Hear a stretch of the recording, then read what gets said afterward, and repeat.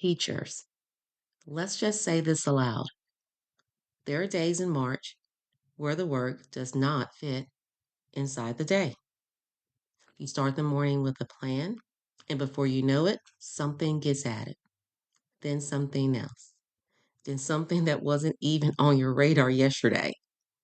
And by the time the day is over, you've been moving the entire time, but it still feels like you didn't get to everything. That's not because you're behind, that's because there's more work than time. And if you don't say that part clearly, it's really easy to start turning that feeling back on yourself. And that's what we want to avoid. So today's focus is simple. There's only so much one teacher can do in a day. You're listening to Teaching Without Losing Yourself, the podcast. And this is After the Bells, Beyond the Box, a moment made just for teachers, even on the move. I'm Kim. After years in education and leadership, I have seen how often teachers start adjusting themselves to fit the work instead of recognizing when the work itself has expanded. And March is one of those times of year where that happens. This podcast isn't here to fix you. It's here to help you see what's happening clearly so you can move through it in a way that actually works for you. Guys, March is a long stretch and we're in the middle of it towards the end, and it just feels like it's gone on forever. For a lot of teachers, there isn't a real break yet. It's just week after week of showing up and continuing the work. And somewhere in this part of the year, the rhythm changes. You're still doing everything you normally do in a school day, right? But more starts showing up alongside it. You're preparing students for assessments while still teaching the curriculum. There are more conversations happening all over the place about progress. More communication, communication, communication.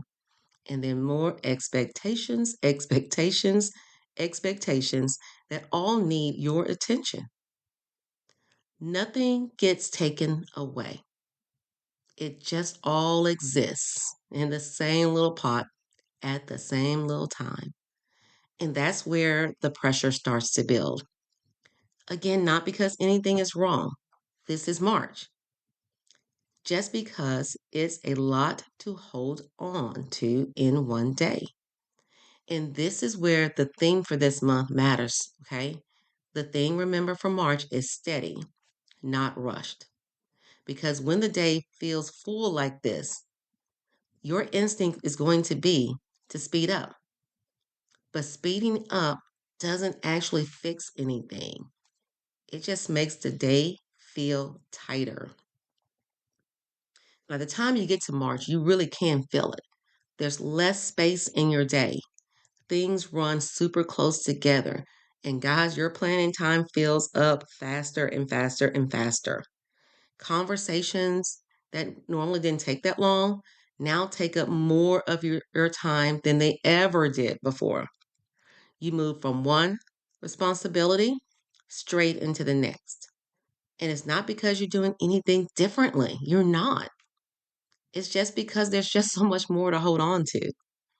And when the list gets longer than the day, there's this quiet pressure that's showing up. You don't even recognize it, guys. It sounds like, I should have gotten more done. Where did the day go? Even when you were working the entire time, that's where this starts to matter. Because if you don't recognize that your list has grown, you'll start thinking that the problem is you, and it's not. Now, add this on top of that. It's not just that there's more to do, it's that people need different things from you at the same time. And this is normal. Crazy, but normal. Students need you in the moment. All day long, your students are needing you. Parents' communications, that increases, and they want to talk to you. They have questions, they have concerns, and it really is heightened during this time. Your administration, we're looking for progress, documentation. Did you do this? Where's your small group? Where's your documentation on that? How are we helping this kid with that? And then we have the district. Guys, the district still is piling on expectations on schools during this month.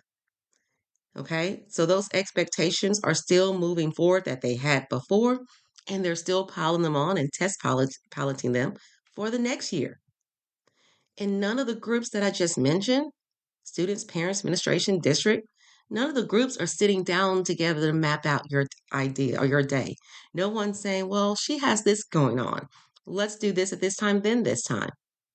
They're not doing that.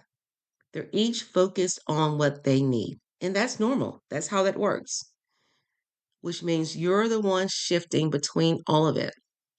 You're teaching, then responding, then preparing, then helping, then adjusting, all in the same day.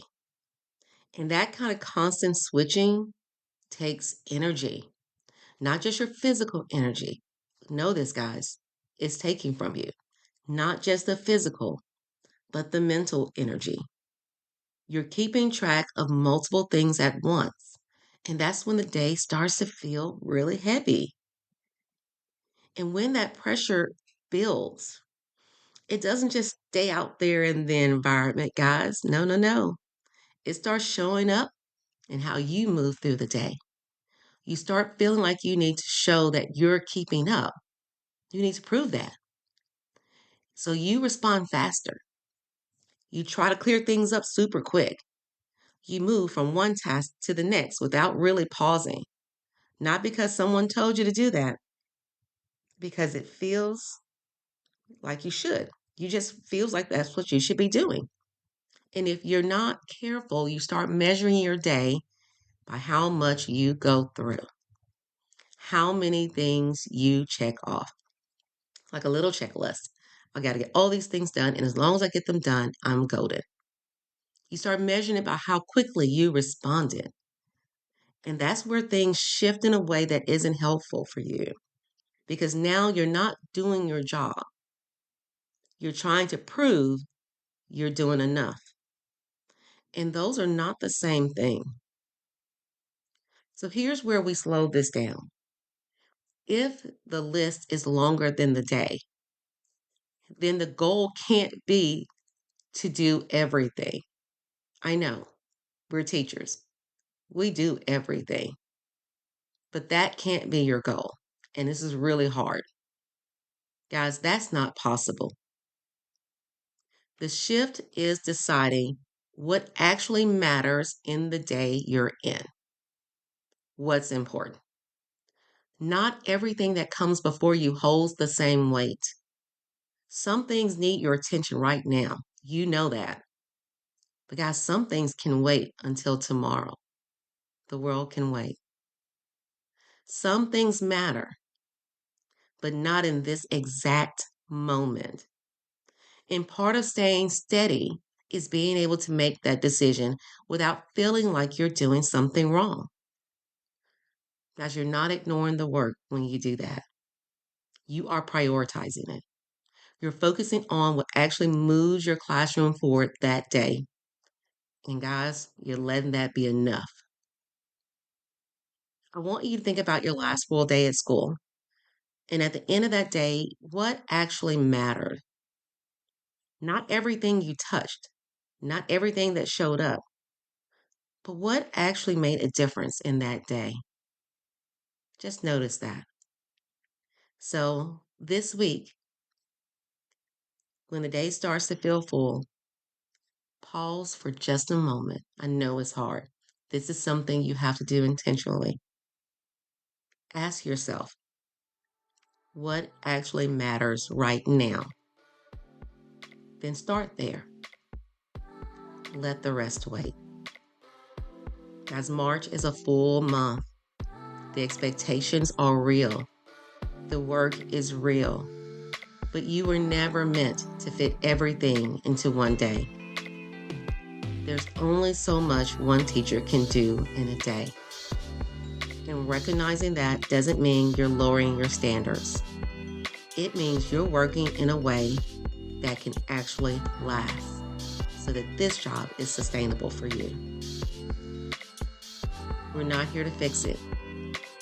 We're here to notice, guys. Awareness, awareness, awareness. Be aware that that's happening and make those tweaks. And once you notice what you're trying to carry, you can decide what actually belongs to you in that moment. As always, we're doing this slowly, one layer at a time, together. Until next time, guys, give yourself the same care you give everyone else.